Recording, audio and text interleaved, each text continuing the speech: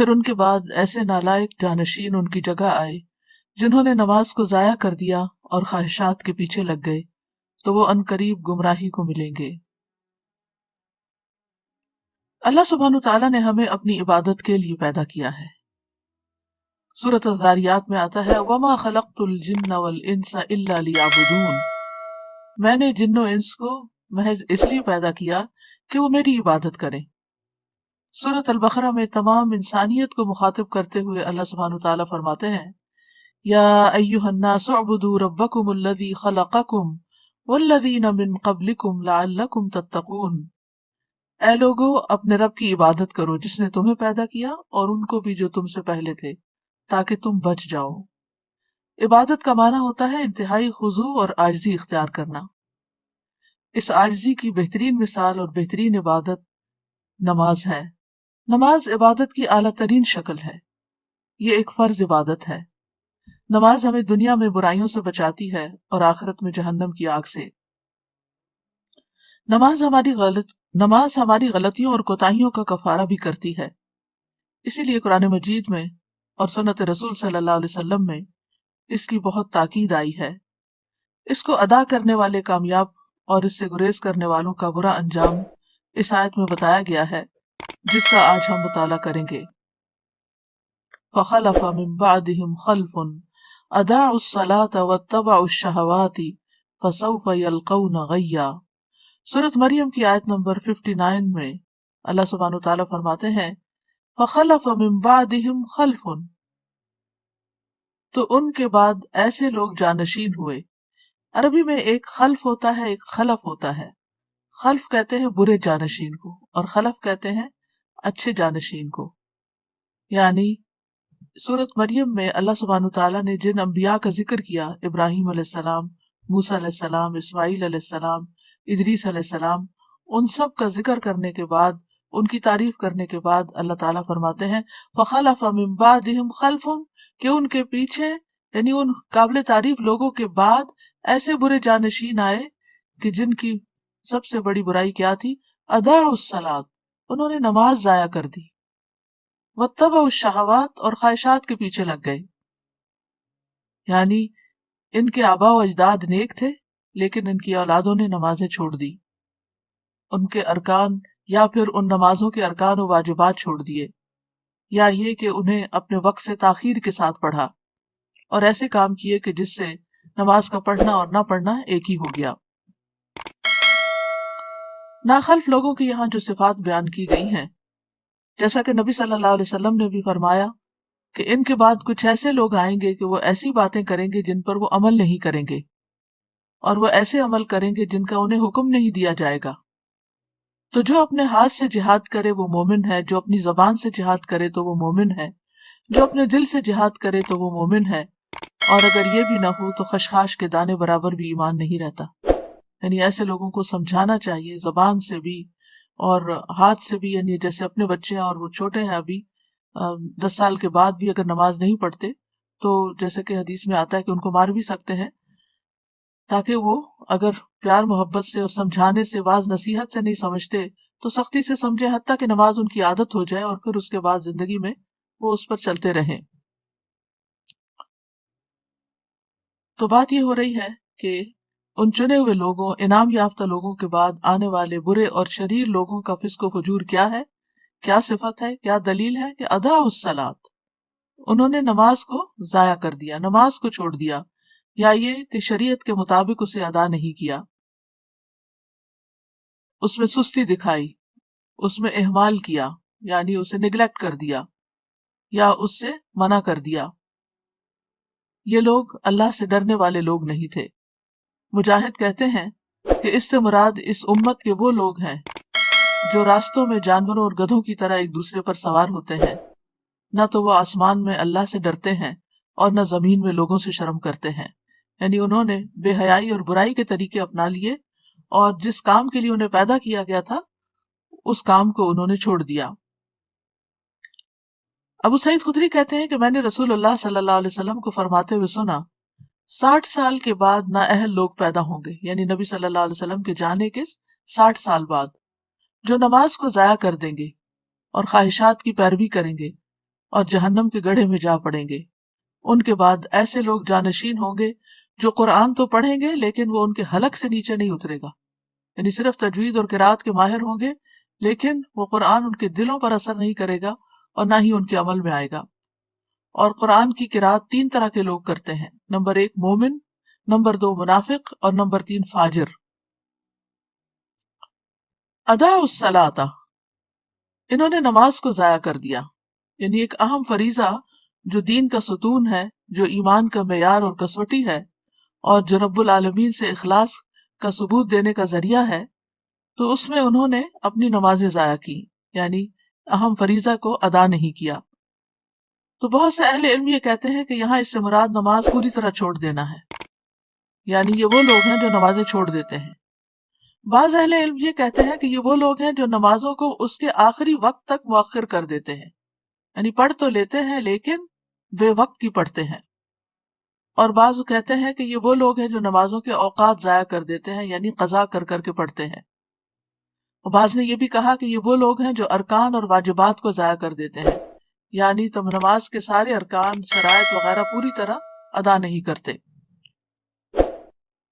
حسن بصری کہتے ہیں کہ اس سے مراد وہ لوگ ہیں جنہوں نے مساجد کو بیکار اور خالی کر دیا اور کھیتی باڑی کو لازم کر لیا، یعنی دنیا کے کام کاج میں، دنیا کمانے میں ایسے مصروف ہوئے کہ نمازوں کو مسجد میں پڑھنے کی بجائے جہاں پڑھ سکے پڑھ لیا ورنہ نہ پڑھا۔ ابن مسعود اور ابراہیم کہتے ہیں کہ انہوں نے نماز کو اس کے وقت سے مؤخر کر دیا۔ سعید بن مسیب کہتے ہیں یہ وہ شخص ہے جو ظہر نہیں پڑھتا یہاں تک کہ عصر داخل ہو جاتی، عصر نہیں پڑھتا یہاں تک کہ سورج غروب ہو جاتا ہے۔ لوگوں نے ابن مسعود سے پوچھا کہ نماز کو ضائع کرنے کا مطلب کیا ہے، تو انہوں نے کہا اس سے مراد نماز کو اتنی دیر سے پڑھنا کہ وقت نکل جائے۔ تو ان لوگوں نے کہا ہم یہ سمجھتے تھے کہ نماز کو چھوڑ دینا اسے ترک کرنا ہے۔ تو انہوں نے کہا کہ اگر وہ نماز کو چھوڑ دیتے تو دین سے ہی نکل جاتے۔ نماز کو لیٹ کرنا بہرحال نفاق کی علامت ہے، جس کا حدیث میں بھی ذکر آیا ہے، اور سستی سے پڑھنا اور دکھاوے کی نماز پڑھنا اور اللہ کو کم یاد کرنا، یہ منافقین کی نماز کی صفات ہیں۔ سورۃ النساء آیت 142 میں اللہ تعالیٰ فرماتے ہیں ان المنافقین یخادعون اللہ وهو خادعهم وَإِذَا قَامُوا إِلَى الصَّلَاةِ قَامُوا كُسَالَىٰ يُرَاءُونَ النَّاسَ وَلَا يَذْكُرُونَ اللَّهَ إِلَّا قَلِيلًا، بے شک منافق لوگ اللہ سے دھوکہ بازی کر رہے ہیں حالانکہ وہ انہیں دھوکہ دینے والا ہے، اور جب وہ نماز کے لیے کھڑے ہوتے ہیں تو سست ہو کر کھڑے ہوتے ہیں، یعنی شوق سے نہیں جاتے نماز کی طرف، خوشی سے نہیں جاتے، لوگوں کو دکھاوا کرتے ہیں اور اللہ کو بہت کم یاد کرتے ہیں۔ رسول اللہ صلی اللہ علیہ وسلم نے فرمایا یہ تو منافق کی نماز ہے، یہ تو منافق کی نماز ہے، یہ تو منافق کی نماز ہے کہ سورج کو بیٹھے دیکھتا رہتا ہے، جب وہ شیطان کے دو سینگوں کے درمیان ہوتا ہے، یعنی غروب ہونے کے قریب ہوتا ہے، تو کھڑا ہو کر 4 ٹھونگے مارنے لگ جاتا ہے، اس میں اللہ کا ذکر نہیں کرتا مگر بہت تھوڑا، یعنی اللہ کو یاد کرنے کی بجائے وہ ادھر ادھر کی باتیں سوچتا رہتا ہے، یا بس نماز کو سر سے اتارنے کی فکر کرتا ہے۔ رسول اللہ صلی اللہ علیہ وسلم نے یہ بھی فرمایا کہ بے شک منافقوں پر سب سے زیادہ بھاری نماز عشاء اور فجر کی نماز ہے، دونوں آرام کے وقت ہیں اور نیند کے وقت ہیں، اس لیے ایسے اوقات میں ان کو نماز پڑھنا اور مشکل لگتا ہے۔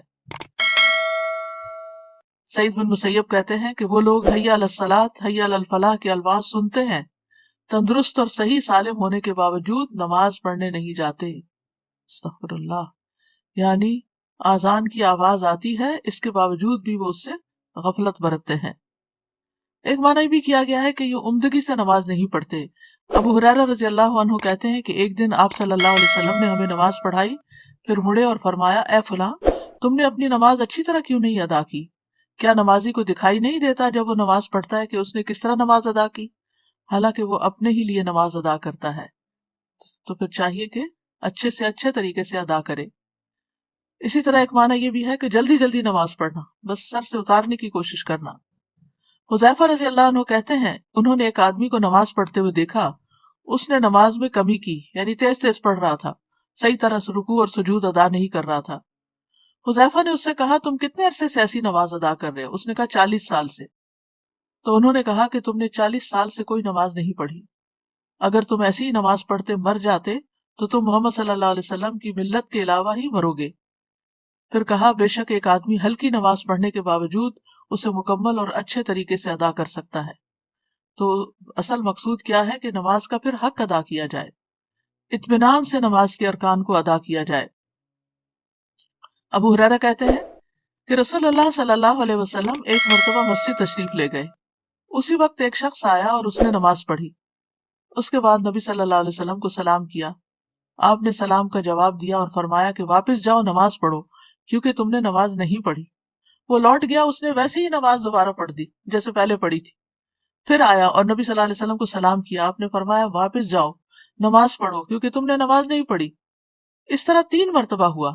پھر اس نے کہا اس ذات کی قسم جس نے آپ کو حق کے ساتھ بھیجا ہے، میں اس سے بہتر نماز ادا نہیں کر سکتا، لہٰذا آپ مجھے سکھا دیجئے۔ آپ نے فرمایا جب تم نماز کے لیے کھڑے ہو تو تکبیر کہو، اس کے بعد جتنا قرآن تمہیں یاد ہو اس کو پڑھو، یعنی سورۃ فاتحہ کے بعد، پھر رکوع کرو یہاں تک کہ اطمینان سے رکوع کرو، پھر سر اٹھاؤ یہاں تک کہ سیدھے کھڑے ہو جاؤ، یہاں تک کہ اطمینان سے، پھر سجدہ کرو یہاں تک کہ اطمینان سے سجدہ کرو، پھر سر اٹھاؤ یہاں تک کہ اطمینان سے بیٹھ جاؤ، اور اپنی پوری نماز میں اسی طرح کرو۔ یعنی ہر رکن اس طرح ادا کرنا چاہیے کہ اس کے بعد انسان اپنی جگہ پر ٹھہر جائے سکون سے، اور پھر دوبارہ اگلا رکن ادا کرے۔ پھر اسی طرح رکوع اور سجود میں اگر کمر سیدھی نہ کی جائے اور بس تھوڑا سا جھکا کے سر اٹھا لیا جائے تو آپ نے فرمایا وہ نماز کافی نہ ہوگی جس میں آدمی اپنی پشت کو رکوع اور سجود میں سجدہ سیدھا نہ رکھے۔ اب امام شافعی، امام احمد اور اسحاق کہتے ہیں جو اپنے رکوع اور سجدے میں اپنی پشت سیدھی نہیں رکھتا، یعنی اسٹریٹ نہیں ہوتی، اس کی نماز فاسد ہو جاتی ہے۔ ابن قیم رحمۃ اللہ علیہ کہتے ہیں کہ نماز میں یہ 6 صفات منافقوں کی علامت ہے۔ نماز کی طرف جاتے وقت سستی کا مظاہرہ کرنا، نماز ادا کرتے ہوئے لوگوں کے لیے دکھاوا کرنا، اس کی ادائیگی میں تاخیر کرنا، جلدی جلدی ٹھونگے مارنا، اس میں اللہ کا ذکر کم کرنا، اور باجماعت نماز سے پیچھے رہنا۔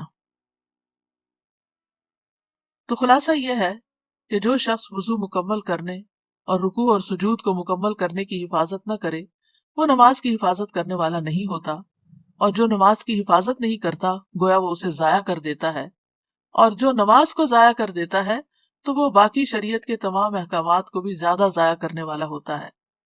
اور جو شخص نماز کی حفاظت کرتا ہے وہ اللہ کے دین کی حفاظت کرتا ہے، اللہ اس کے دین کی حفاظت کرتا ہے، اور جو نماز نہیں پڑھتا اس کا تو کوئی دین ہی نہیں ہوتا۔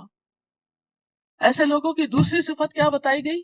وَاتَّبَعُوا الشَّهَوَاتِ، کہ وہ خواہشات کے پیچھے لگ گئے، یعنی گناہوں میں پڑ گئے، شراب نوشی میں پڑ گئے، اپنے نفسوں پر شہوت کو ترجیح دی اللہ کی اطاعت کے مقابلے میں، منکرات میں آگے بڑھ گئے۔ نماز کو ضائع کرنے کا بھی سب سے اہم سبب یہی ہے کہ انسان اپنی خواہشات کی تکمیل میں اپنا وقت استعمال کر دیتا ہے، اور جب نماز کا وقت آتا ہے تو یا وہ تھک چکا ہوتا ہے یا پھر اس کا دل بدل چکا ہوتا ہے اور نماز پڑھنے میں اس کا دل ہی نہیں لگتا۔ حضرت علی رضی اللہ عنہ سے اللہ تعالیٰ کے اس قول کے بارے میں مروی ہے کہ خواہشات کی پیروی کرنے والوں سے وہ لوگ مراد ہیں جو مضبوط محل بناتے ہیں، قابل توجہ گاڑیوں پر سوار ہوتے ہیں اور مشہور لباس پہنتے ہیں۔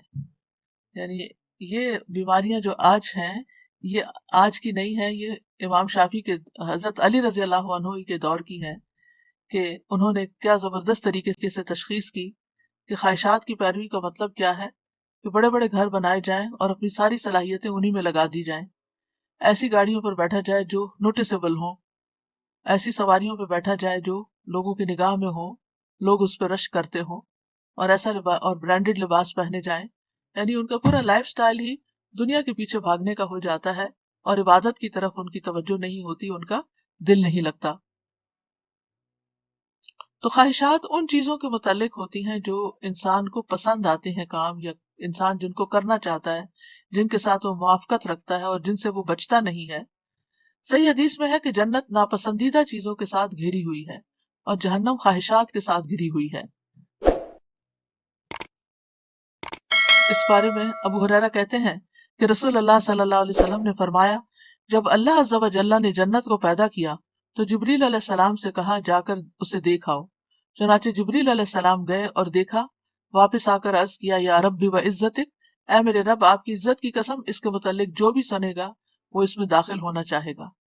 پھر جنت کو ناپسندیدہ چیزوں سے ڈھانپ دیا گیا۔ پھر اللہ تعالیٰ نے فرمایا اسے دیکھ کر آؤ، چنانچہ وہ دوبارہ گئے اور اسے دیکھا۔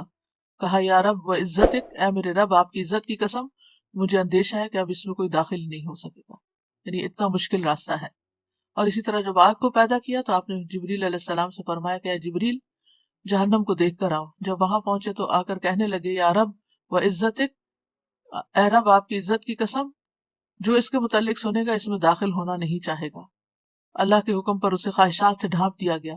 پھر فرمایا اے جبریل جا کر اسے دیکھ کر آؤ۔ وہ دیکھ کر آئے، دیکھا تو کہا یا رب و عزتک مجھے تو اندیشہ ہے اب کوئی آدمی اس میں داخل ہونے سے بچ نہ سکے گا، یعنی ایسا پھسلن کا راستہ ہے، ایسا خواہشات کا راستہ ہے کہ سب اسی طرف چل پڑیں گے، کیونکہ یہ انسان کے لیے ایک امتحان ہے۔ اس کے اندر خواہشات کی محبت خوشنما بنا دی گئی ہے، لہذا جو چیز انسان کو خوشنما لگتی ہے انسان اس کے پیچھے بھاگتا ہے۔ رسول اللہ صلی اللہ علیہ وسلم نے فرمایا مجھے اپنی امت کے بارے میں 3 چیزوں کا ڈر ہے۔ بخیلی جس کی اطاعت کی جائے، یعنی انسان بخل کرے، یعنی دل میں بخل کا خیال آئے تو اس کی پیروی کرے۔ خواہش نفس جس کی پیروی کرے، یعنی کچھ اللہ کے راستے میں دینے کی بجائے اپنی خواہشات پر انسان خرچ کرنے لگے۔ اور گمراہ امام جو لوگوں کو مس لیڈ کریں اپنی خواہشات پرستی کی وجہ سے۔ پھر اسی طرح اپنی مرضی کی زندگی گزارنا، یہ بھی گمراہی کا راستہ ہے۔ اور آپ صلی اللہ علیہ وسلم نے اس کے بارے میں فرمایا مجھے تمہارے متعلق ان گمراہ کن خواہشات سے سب سے زیادہ اندیشہ ہے جن کا تعلق پیٹ اور شرمگاہ سے ہوتا ہے، اور اپنی مرضی پر چلنے کی گمراہی کا بھی اندیشہ ہے۔ اپنی مرضی پہ چلنے کی گمراہی یعنی جو دل میں آئے گا وہ کریں گے۔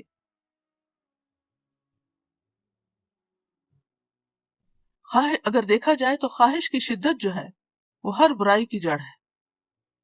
قرآن مجید میں یہ جو آتا ہے وہ احضرت الانفس الشح، تو شح کا معنی یہ کیا گیا کہ کسی چیز میں شدید خواہش رکھنا اور اس کی حرص کرنا، اور یہی شح جو ہے یہ انسان کو پھر بہت سے برائیوں پر آمادہ کرتی ہے، خون ریزی پر، محرمات کو حلال سمجھنے پر۔ اسی طرح یہ ہے کہ خواہش پرستی جو ہے یہ غفلت کا ذریعہ ہے۔ آپ نے فرمایا کہ میں تمہارے فقر سے نہیں ڈرتا، لیکن اس بات سے ڈرتا ہوں کہ دنیا تم پر کشادہ کر دی جائے گی جیسے پہلے لوگوں پہ کی گئی تھی، تو تم ایک دوسرے سے آگے بڑھنے لگو گے جس طرح وہ ایک دوسرے سے آگے بڑھنے لگے، اور وہ تمہیں غافل کر دے جس طرح ان لوگوں کو غافل کر دیا تھا۔ خواہش پرستی سے انسان اللہ کے ذکر سے غافل ہو جاتا ہے۔ اللہ تعالیٰ فرماتے ہیں یا ایھا الذین آمنوا لا تلہکم اموالکم ولا اولادکم عن ذکر اللہ، اے ایمان والو تمہیں اموال اور تمہاری اولاد تمہیں اللہ کے یاد سے غافل نہ کریں، اور جو ایسا کریں گے وہی خسارہ اٹھانے والے ہیں۔ یعنی انسان کی عام طور پر خواہش مال کی ہوتی ہے، اولاد کی ہوتی ہے، پھر آگے بڑھ جا کر انسان ان چیزوں میں اتنا محو ہو جاتا ہے، اتنا ان سے راضی ہو جاتا ہے کہ اللہ کی یاد سے ہی غافل ہو جاتا ہے۔ یعنی ان چیزوں کے نہ ہونے پر جس طرح وہ رب کو پکارتا تھا، ان کے ملنے کے بعد وہ رب کو اس طرح نہیں پکارتا۔ تو جب انسان خواہشات کی پیروی کرنے لگتا ہے تو وہ فرائض سے غافل ہو جاتا ہے، اور پھر خواہش پرستی کے احکامات کو یعنی ان کے یہ احکامات ایسے ہیں کہ خواہش پرستی ایسی چیز ہے کہ جو اللہ سبحانہ وتعالیٰ کے احکامات کو بوجھ بنا کے رکھ دیتی ہے۔ عبداللہ ابن عمر کہتے ہیں میں نے نبی صلی اللہ علیہ وسلم کو فرماتے ہوئے سنا کتنے ہی لوگ ایسے ہیں جو اپنی خواہش نفس کو پورا کرنے میں لگ جاتے ہیں، یعنی پھر اپنے مراد یہ کہ اپنے فرائض کو بھول جاتے ہیں، اپنی ذمہ داریاں بھول جاتے ہیں، ان کے لیے قیامت کے دن جہنم کے سوا کچھ نہ ہوگا۔ لیکن جو شخص خواہش پر نماز کو ترجیح دے تو اس کی فضیلت بھی بیان کی گئی ہے۔ حدیث میں آتا ہے اللہ تعالیٰ 3 قسم کے آدمیوں سے محبت کرتا ہے، ان پہ ہنستا ہے، ان سے خوش ہوتا ہے۔ ان میں سے ایک وہ جس کی بیوی خوبصورت ہو، اس کے پاس بہترین نرم بستر ہو، لیکن پھر بھی وہ قیام کرنے کے لیے رات کو کھڑا ہو جاتا ہے، یعنی خواہشات چھوڑ کر اللہ کے حضور کھڑا ہو جاتا ہے۔ اللہ تعالیٰ کہتے ہیں میرے بندے نے اپنی شہوت کو ترک کر دیا اور میرا ذکر کر رہا ہے، مجھ سے سرگوشی کر رہا ہے، اگر یہ چاہتا تو سو بھی سکتا تھا۔ تو ان کا انجام کیا بتایا گیا؟ فسوف یلقون غیا، تو عنقریب یہ بھٹک جائیں گے، یعنی نمازوں کو ضائع کرنے والے، خواہشات کی پیروی کرنے والے آخرت میں خسارے اور شر کا سامنا کریں گے، کیونکہ دنیا میں یہ گمراہ ہو گئے اور صراط مستقیم سے بھٹک گئے۔ غیہ کی تفسیر کرتے ہوئے بعض اہل علم کہتے ہیں کہ یہ جہنم کی وادی ہے، اور اس بارے میں جو آثار ہیں وہ یہ، ابن جریر نے یہی موقف اختیار کیا کہ غی جہنم کی ایک وادی ہے۔ عربی زبان میں غی کا لفظ جو ہے رشد کے مقابلے میں آتا ہے، بھلائی کے مقابلے میں۔ لا اکراہ فی الدین قد تبین الرشد من الغی، دین میں کوئی زبردستی نہیں، بلا شبہ ہدایت گمراہی سے صاف واضح ہو چکی ہے۔ شر اور گمراہی کو بھی غی کہا جاتا ہے، شر اور گمراہی کے لیے بھی لفظ غی استعمال ہوتا ہے۔ تو جو شخص گمراہ ہوتا ہے وہ بھلائی پر نہیں ہوتا، یعنی جو شخص گمراہ ہوتا ہے وہ بھلائی پر نہیں ہوتا، اور جو بھلائی کا راستہ چھوڑ دیتا ہے تو پھر یہ چیز اس کو عذاب تک پہنچا دیتی ہے۔ اسی لیے بعض اہل علم نے غی سے مراد صرف بھٹکنا نہیں لیا، بلکہ بھٹکنے کا جو انجام ہے جہنم کی صورت میں وہ بھی مراد لیا ہے۔ وہب کہتے ہیں کہ نہر فی جہنم بعید قعرہ خبیث طعمہ، کہ یہ جہنم میں ایک نہر ہے کہ جو بہت ہی گہرائی والی ہے اور اس کا کھانا انتہائی خبیث ہے۔ ابن عباس کہتے ہیں الغی واد فی جہنم، کہ یہ جہنم میں وادی ہے، یعنی کہ غی جہنم کی وادیاں۔ ابن عباس کا قول ہے یہ کہ ان کی گرمی سے پناہ مانگنی چاہیے، جو کہ زنا پہ اصرار کرنے والے، آدھی شراب پینے والے، سود کھانے والے اور اس سے باز نہ آنے والے، اور والدین کی نافرمانی کرنے والے اور جھوٹی گواہی دینے والوں کے لیے ہے۔ عطا کہتے ہیں الغی سے مراد وادن فی جہنم یسیل قیحا و دمن، یہ جہنم کی ایسی وادی ہے کہ جس میں پیپ اور خون بہتا ہے۔ کعب کہتے ہیں ہوا وادن فی جہنم ابعدها قعرا وشد حرا، کہ یہ جہنم میں ایسی وادی ہے کہ جو بہت دور گہری ہے اور بہت سخت گرم ہے۔ ابن مسعود کہتے ہیں کہ جہنم کی ایک وادی ہے جس کی گہرائی بہت لمبی ہے اور اس کی خوراک بہت بری ہے۔ تو اس آیت سے ہمیں خاص طور پر نماز کی اہمیت کا پتہ چلتا ہے، اللہ کیونکہ انسان اللہ کی عبادت کے لیے پیدا کیا گیا، اس مقصد کے لیے پیدا کیا گیا، لہٰذا جب تک یہ مقصد پورا نہیں کرتا اس کا چھٹکارا نہیں ہو سکتا۔ کائنات کی تمام مخلوقات جو ہیں وہ اللہ سبحانہ تعالیٰ کی تسبیح کرتی ہیں، اس کی نماز پڑھتی ہیں۔ سورۃ نور میں آتا ہے الم تر ان اللہ یسبح له من فی السماوات والارض والطیر صافات کل قد علم صلاتہ وتسبیحہ واللہ علیم بما یفعلون، کیا تم دیکھتے نہیں کہ آسمانوں اور زمین میں جو کچھ ہے اور فضا میں پر پھیلائے ہوئے پرندے بھی، یہ سب اللہ کی تسبیح کر رہے ہیں۔ مخلوق کو اپنی نماز اور تسبیح کا طریقہ معلوم ہے، ہر مخلوق کو اپنی نماز کا طریقہ معلوم ہے۔ گویا ساری مخلوق پر ہے یہ نماز، اور طریقہ ان کا الگ ہے اور ہر ایک کا طریقہ الگ ہے، وہ ان کو خود پتا ہے کہ کیا کرنا ہے، اور جو کچھ وہ کرتے ہیں اللہ سب کچھ جانتا ہے۔ ساری مخلوق اللہ کے آگے سجدہ ریز ہے۔ وَلِلَّهِ يَسْجُدُ مَن فِي السَّمَاوَاتِ وَالْأَرْضِ، آسمان و زمین میں جتنی بھی چیزیں ہیں خوشی اور ناخوشی سے اللہ کو سجدہ کر رہی ہیں۔ تمام انبیاء کی طرف نماز کی وحی کی گئی۔ وَجَعَلْنَاهُمْ أَئِمَّةً يَهْدُونَ بِأَمْرِنَا وَأَوْحَيْنَا إِلَيْهِمْ فِعْلَ الْخَيْرَاتِ وَإِقَامَ الصَّلَاةِ وَإِيتَاءَ الزَّكَاةِ وَكَانُوا لَنَا عَابِدِينَ، اور ہم نے انہیں ایسے پیشوا بنایا جو ہمارے حکم کے ساتھ رہنمائی کرتے تھے، اور ہم نے ان کی طرف نیکیاں کرنے اور نماز قائم کرنے اور زکوٰۃ ادا کرنے کی وحی بھیجی، اور وہ صرف ہماری عبادت کرنے والے تھے۔ تو اس سے کیا پتہ چلتا ہے کہ تمام انبیاء کو یہ حکم دیا گیا۔ اللہ سبحانہ وتعالیٰ اپنے سارے بندوں کو اس کا حکم دیتے ہیں قُلْ لِعِبَادِيَ الَّذِينَ آمَنُوا يُقِيمُوا الصَّلَاةَ، میرے بندوں سے جو ایمان لائے ہیں ان سے کہہ دیجئے کہ وہ نماز قائم کریں، اور پھر نمازوں کی حفاظت کا حکم بھی دیا گیا۔ سچے ایمان والوں کی صفت یہ بتائی گئی الذین یقیمون الصلاۃ ومما رزقناہم ينفقون اولئک هم المؤمنون حقا، وہ لوگ جو نماز قائم کرتے ہیں اور اس میں سے جو ہم نے انہیں دیا وہ خرچ کرتے ہیں، یہی لوگ سچے مومن ہیں۔ یعنی ان کی سچائی ان دو چیزوں سے ثابت ہوتی ہے، ایمان تو لے آئے اور اس کے بعد یقیمون الصلاۃ، اور پھر ومما رزقناہم ينفقون۔ اللہ سبحانہ تعالیٰ نے بندوں پر 5 نمازیں فرض کی ہیں۔ نماز اسلام کا دوسرا بڑا رکن ہے، اسلام کا ستون بھی ہے۔ اس دین کی بنیاد اسلام ہے، تو جو اسلام لایا وہ سلامت رہا، اور اس کا ستون نماز ہے۔ تو نماز جو ہے وہ الصلاۃ عماد الدین، یعنی دین کی بنیاد ہے، ستون ہے، اور اگر کسی عمارت سے ستون ہے اس کا نکال لیا جائے تو وہ عمارت قائم نہیں رہتی۔ نماز چھوڑنے کو کفر قرار دیا گیا۔ بہقی کہتے ہیں کہ ایمان کے بعد عبادات میں سے نماز کے علاوہ کوئی ایسی عبادت نہیں جس کو اللہ نے ایمان کا نام دیا ہو، اور رسول اللہ صلی اللہ علیہ وسلم نے جس کے چھوڑنے کو کفر قرار دیا ہو۔ نماز اعمال میں سب سے بہترین عمل ہے۔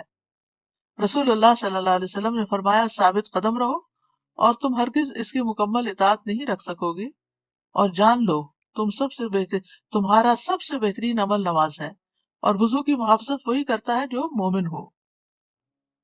تو اس سے یہ پتہ چلتا ہے کہ جب تک انسان اپنی نمازیں پوری نہیں کرتا اس کے باقی اعمال بھی اس طرح قبول نہیں ہوتے، اور سب سے ٹاپ پر نماز ہی ہے۔ اور یہ ایسا فریضہ ہے جو کسی حال میں بھی ساقط نہیں ہوتا۔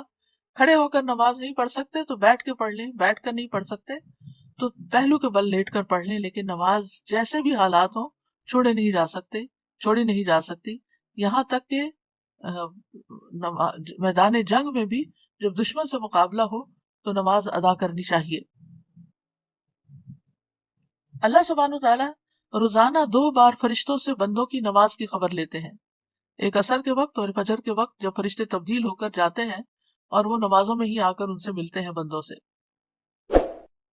اور ہر نماز کے وقت ایک اعلان ہوتا ہے۔ عبداللہ بن مسعود کہتے ہیں کہ رسول اللہ صلی اللہ علیہ وسلم نے فرمایا، جب ہر نماز کا وقت شروع ہوتا ہے تو ایک منادی کرنے والے کو بھیجا جاتا ہے، وہ کہتا ہے، آدم کے بیٹو اٹھو اور اس آگ کو بجھاؤ جو تم نے اپنے نفسوں کے لیے جلائی ہے۔ تو وہ کھڑے ہوتے ہیں اور وضو کرتے ہیں تو ان کی آنکھوں سے ان کے گناہ جھڑ جاتے ہیں۔ جب وہ نماز پڑھتے ہیں تو سابقہ نماز کے درمیانی وقفے میں ہونے والے گناہ بخش دیے جاتے ہیں، یعنی پچھلی نماز اور موجودہ نماز کے بیچ میں جو غلطیاں ہوئی ان کو معاف کر دیا جاتا ہے۔ اور یہی معاملہ پھر عصر کے وقت ہوتا ہے، اور جب مغرب ہوتی ہے تو یہی معاملہ پیش آتا ہے، جب عشاء کا وقت ہوتا ہے تو اسی طرح ہوتا ہے۔ جب لوگ سوتے ہیں تو وہ بخشے ہوئے ہوتے ہیں۔ پھر آپ نے فرمایا، لوگ بھلائی کی حالت میں رات گزارتے ہیں اور بعض لوگ شر کی حالت میں لتھڑ کر یا شر میں لتھڑ کر یعنی گندے کام کرتے ہوئے رات گزارتے ہیں۔ نماز کی اتنی اہمیت ہے کہ نبی صلی اللہ علیہ وسلم نے سخت بیماری میں بھی نماز کی فکر کی تھی۔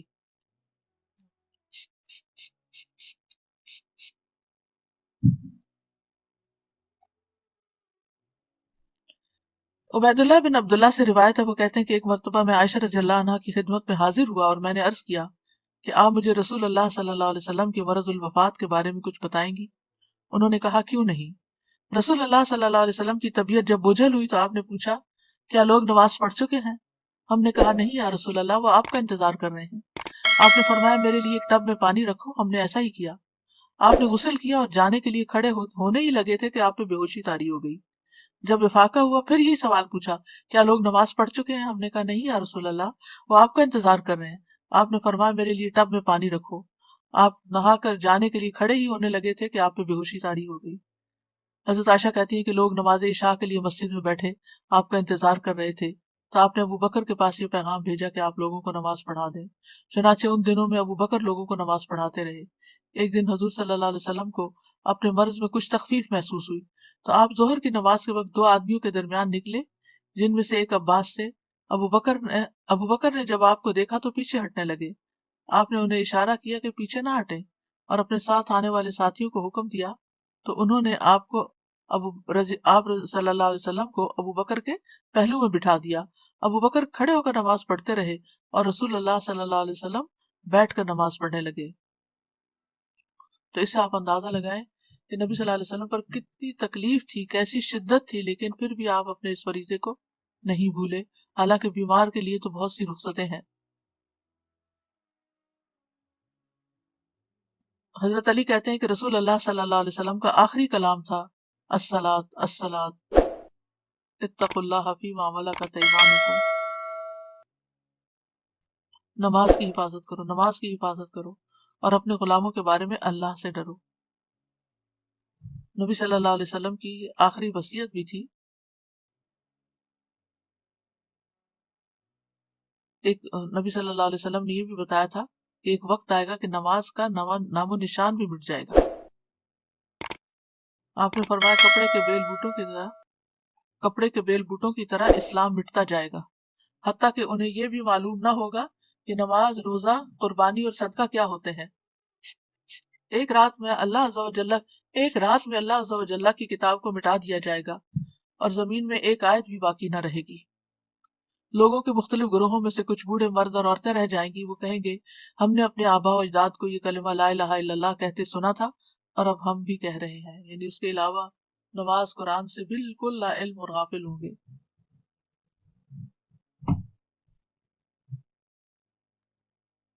قبر میں جا کر بھی بندے کی حسرت کیا ہوگی. نبی صلی اللہ علیہ وسلم ایک قبر کے پاس سے گزرے. حال ہی میں اس میت کو دفن کیا گیا تھا تو آپ نے فرمایا 2 رکعتیں ہلکی سی ہوتی ہیں اور تم لوگ انہیں حقیر اور زائد سمجھتے ہو، لیکن وہ 2 رکعتیں اگر یہ صاحب قبر اپنے عمل میں زیادہ کر لیتا تو اس کی نظر میں تمہاری تمام باقی دنیا سے بھی اسے زیادہ محبوب ہوتی. لیکن ہم کتنے آرام سے نفل چھوڑ دیتے ہیں، نفل کیا سنت چھوڑ دیتے ہیں. ہمارے بندے بس فرض پڑھ کے کھڑے ہو جاتے ہیں. تو ہمیں اپنی نمازوں کا حساب لینا چاہیے، خود اپنا تجزیہ کرنا چاہیے کہ ہم کیا نماز کو ادا کرنے والے ہیں یا نماز کو ضائع کرنے والے ہیں. اور ضائع کرنے میں تاخیر سے پڑھنا بھی مراد ہے. تو وقت پر نماز پڑھنی چاہیے، کیونکہ قرآن مجید میں آتا ہے ان الصلاۃ کانت علی المؤمنین کتابا موقوتا، بے شک نماز ایمان والوں پر ہمیشہ سے ایسا فریضہ ہے جس کا وقت مقرر کیا ہوا ہے. عبداللہ بن مسعود کہتے ہیں میں نے نبی صلی اللہ علیہ وسلم سے عرض کیا اللہ کو کون سا عمل زیادہ پسند ہے؟ آپ نے فرمایا نماز کو اس کے وقت پر ادا کرنا. یعنی جب ٹائم داخل ہو جائے تو پھر نماز کی طرف دوڑیں. اور جو نماز کو وقت پر ادا کرے گا، پابندی سے ادا کرے گا، اس کا اللہ تعالیٰ کا اس سے کیا وعدہ ہے کہ اللہ تعالیٰ اس کو جنت میں داخل کرے گا.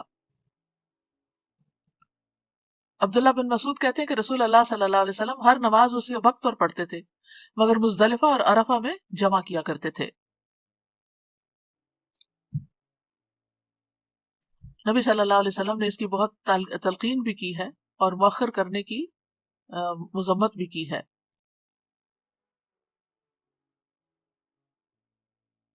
صحابہ کے بارے میں آتا ہے کہ نمازوں کو ضائع ہوتے دیکھ کر وہ روتے تھے. امام زہری کہتے ہیں میں دمشق میں انس بن مالک کی خدمت میں گیا، آپ اس وقت رو رہے تھے. میں نے عرض کیا آپ کیوں رو رہے ہیں؟ تو انہوں نے فرمایا اب میں اس نماز کے علاوہ نبی صلی اللہ علیہ وسلم کے دور کی کوئی چیز نہیں پاتا، کیونکہ آپ نے تو انسانوں کی تعمیر کی تھی اور انسانوں کو اخلاق سکھائے تھے اور طرز عمل اور معاملہ سب کچھ، لیکن آپ ان کے اندر تو نہیں رہے تھے. کچھ عرصے کے بعد آپ فوت ہو گئے تھے. لیکن اس کے بعد یعنی یعنی اس وقت ان کے پاس دنیاوی مال و اسباب نہیں تھے، یہی عبادتیں تھیں، اخلاق تھے، اچھے معاملات تھے، اچھی ڈیلنگز تھی. تو بعد میں وہ کہتے ہیں کہ میں نبی صلی اللہ علیہ وسلم کے دور کی اب کوئی چیز نہیں پاتا سوائے نماز کے، اور اب اس نماز کو بھی ضائع کر دیا گیا ہے، یعنی تاخیر سے پڑھنے کی وجہ سے. تو اگر انسان نماز پڑھتا ہے تو اس کو اللہ کی رحمت بھی ملتی ہے، کامیابی بھی ملتی ہے.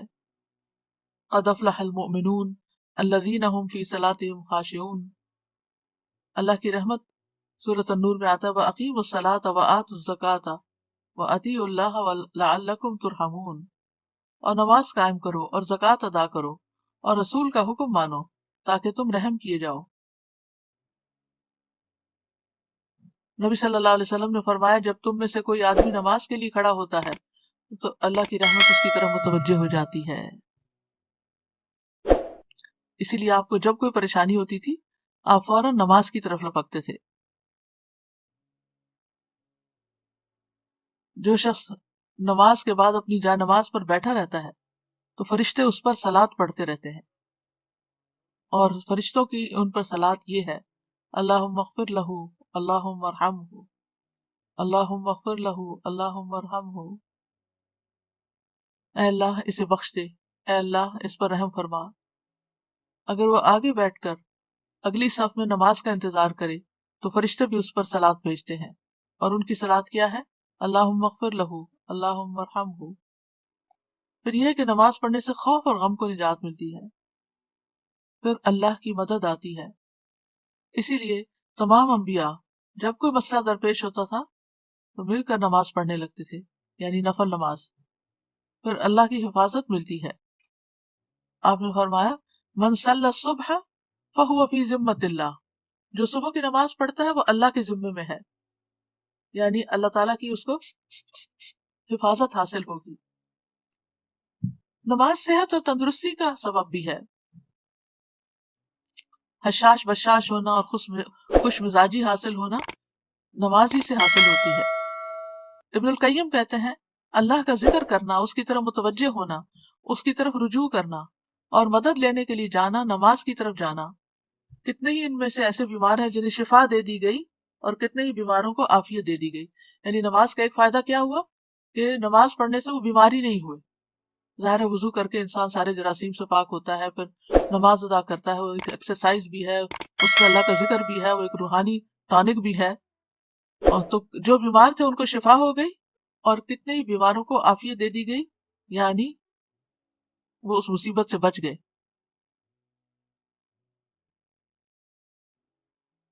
پھر اسی طرح گناہ مٹتے ہیں، وَأَقِمِ الصَّلَاةَ طَرَفَيِ النَّهَارِ وَزُلَفًا مِّنَ اللَّيْلِ وَأَقِمِ الصَّلَاةَ طَرَفَيِ النَّهَارِ وَزُلَفًا مِّنَ اللَّيْلِ إِنَّ الْحَسَنَاتِ يُذْهِبْنَ السَّيِّئَاتِ ذَلِكَ ذِكْرَىٰ لِلذَّاكِرِينَ، اور دن کے ان دونوں سروں پر اور کچھ رات گزرنے پر نماز قائم کرو، بلا شبہ نیکیاں برائیوں کو دور کر دیتی ہیں۔ یہ ایک یاد دہانی ہے یاد کرنے والوں کے لیے۔ پھر اسی طرح گناہوں کا دھل جانا، گناہوں کا جھڑنا، اور پھر برائی اور بے حیائی سے حفاظت ملنا۔ حدیث میں آتا ہے، سوری قرآن مجید میں آتا ہے ان الصلاۃ تنہی عن الفحشاء والمنکر، کہ بے شک نماز بے حیائی اور برائی سے روکتی ہے۔ حدیث میں اس کو نور کہا گیا ہے، الصلاۃ نور، اس سے نفس کا تزکیہ ہوتا ہے، بندے کو حفاظت کا ایک مضبوط قلعہ مل جاتا ہے، دل اور اعضاء گناہ کرنے سے محفوظ ہو جاتے ہیں، اس سے اللہ کی قربت حاصل ہوتی ہے، برائیاں دور ہوتی ہیں، گناہوں سے روک دیا جاتا ہے۔ یعنی ایک تو اللہ کی طرف سے رکنا ہے نا، اور ایک پھر یہ کہ جب وہ حساب لیتا ہے تو پھر اس معنی میں بھی پھر غیر اخلاقی بیماریوں سے بچا جا سکتا ہے، بری صفات اس سے ختم ہوتی ہیں، فتنوں کا کفارہ ہوتا ہے، آخرت میں نمازوں پر ڈھیروں اجر ملے گا، اللہ تعالیٰ نماز پڑھنے والوں کا اجر ضائع نہیں کرے گا۔ والذین یمسکون بالکتاب واقاموا الصلاۃ انا لا نضیع اجر المصلحین، اور جو لوگ کتاب کو مضبوطی سے پکڑتے ہیں اور انہوں نے نماز قائم کی، یقیناً ہم اصلاح کرنے والوں کا اجر ضائع نہیں کیا کرتے۔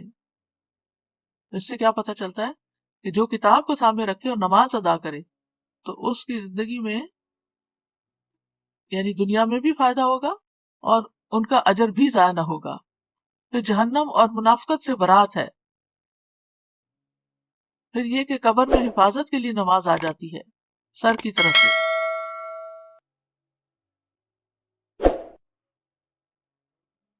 پھر اسی طرح قیامت کے دن چمکدار نور ملے گا۔ رسول اللہ صلی اللہ علیہ وسلم نے فرمایا جو لوگ اندھیروں میں مسجدوں کی طرف جاتے ہیں اللہ ان کے لیے قیامت کے دن چمکدار نور کے ساتھ روشنی کرے گا۔ پھر فرمایا اندھیرے میں مسجد جانے والوں کو قیامت کے دن مکمل نور کی خوشخبری دے دو۔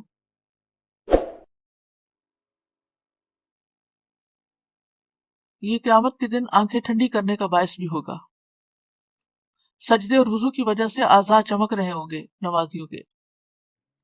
قیامت کے دن برہان اور نتیجہ ہے، یعنی نجات کا ذریعہ ہے۔ قیامت کے دن برہان اور نجات کا ذریعہ ہے نماز۔ نبی صلی اللہ علیہ وسلم کے ساتھ اگر یعنی کہ آپ کی ملاقات اور آپ کی صحبت چاہے قیامت کے دن، تو کثرت سجود کا آپ نے حکم دیا۔ سجدے کے نشانات پر آگ حرام ہے، نمازی کو جنت میں داخل کرنا اللہ پر حق ہے، نماز جنت میں لے جانے کا باعث ہے، کثرت نماز جنت میں پہلے داخل کرانے کا باعث ہے۔ جیسا کہ ہم جانتے ہیں کہ ایک قبیلے کے 3 لوگ اکٹھے مسلمان ہوئے تھے، ایک اللہ کے راستے میں مارا گیا، دوسرا 1 سال بعد فوت ہوا، اور تیسرا جو ہے وہ آ، یہ 2 آدمی تھے، یعنی قزا قبیلے کے 2 آدمی تھے، اور ان میں سے ایک اللہ کے راستے میں مارا گیا اور ایک سال کے بعد فوت ہوا۔ تو جو سال کے بعد فوت ہوا، طلحہ کہتے ہیں وہ مجھے خواب میں آیا کہ جنت کا دروازہ کھولا گیا اور بعد میں فوت ہونے والا شہید ہونے والے سے پہلے جنت میں داخل ہوا۔ اس پہ مجھے بڑا تعجب ہوا۔ جب صبح ہوئی تو میں نے اس خواب کا ذکر نبی صلی اللہ علیہ وسلم سے کیا۔ آپ نے فرمایا کیا اس نے 1 سال بعد تک رمضان کے روزے نہیں رکھے، اس کے بعد 6000 رکعت اور یہ سنت کی رکعت نہیں پڑی؟ یعنی جتنی زیادہ نمازیں اس کی ہوئی اتنے ہی اس کے درجے بلند ہوئے، کیونکہ ہر سجدے کے ساتھ ایک درجہ بلند ہوتا ہے۔ قرآن مجید میں اللہ تعالیٰ نے نماز کو ایمان بھی کہا ہے۔ نماز ایمان کا ترازو ہے، جس کے دل میں رائی برابر بھی ایمان ہو نماز نہیں چھوڑ سکتا۔ نماز بندے اور رب کے درمیان ایک تعلق کی علامت ہے، اور یہ تعلق نمازوں کے ساتھ مضبوط ہوتا چلا جاتا ہے۔ نماز دل اور زبان کے ذکر کو جمع کرنے کا ذریعہ ہے۔ نماز کے ذریعے بندہ اپنے رب سے درست تعلق قائم کر لیتا ہے۔ نماز کا چھوڑنا ایمان سے محرومی ہے، بدترین گناہ ہے۔ اللہ تعالیٰ کی حفاظت سے بندہ باہر آ جاتا ہے، اعمال کی بربادی کا باعث ہے، دلوں کی سختی اور غفلت کا باعث ہے۔ ایک نماز بھی قضا کرنا بہت بڑے خسارے کا باعث ہے۔ بے نمازی کے لیے موت کی سختیاں بھی ہیں۔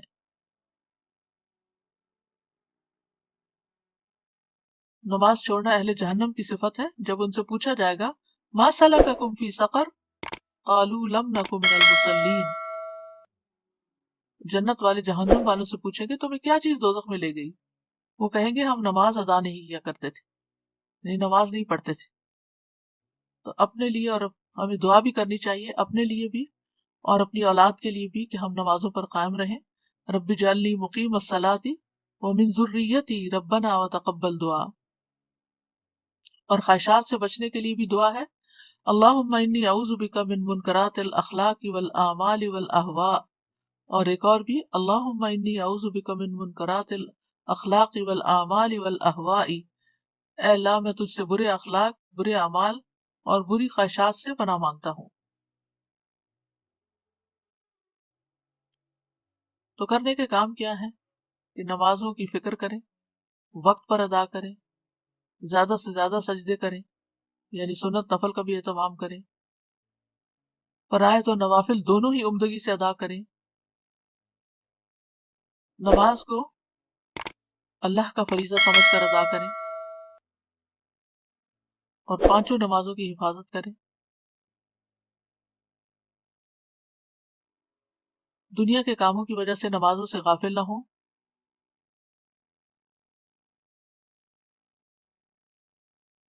جیسے ہی نماز کا وقت آئے کام چھوڑ کر نماز پڑھنے لگے۔ گھر والوں کو بھی نماز کا حکم دیتے رہیں۔ بچوں کو بھی سب سے پہلے اسلام کا یہی حکم سکھائیں، اور اس کے بارے میں اس طرح ایکسپلین کریں کہ وہ ساری زندگی نماز نہ چھوڑ سکیں۔ اللہ تعالیٰ سے دعا ہے کہ اللہ تعالیٰ ہمیں نمازوں کی حفاظت کرنے کی توفیق عطا فرمائے۔ وآخر دعوانا ان الحمد للہ رب العالمین۔ سبحانک اللہم وبحمدک، اشہد ان لا الہ الا انت، استغفرک واتوب الیک۔ السلام علیکم ورحمۃ اللہ وبرکاتہ۔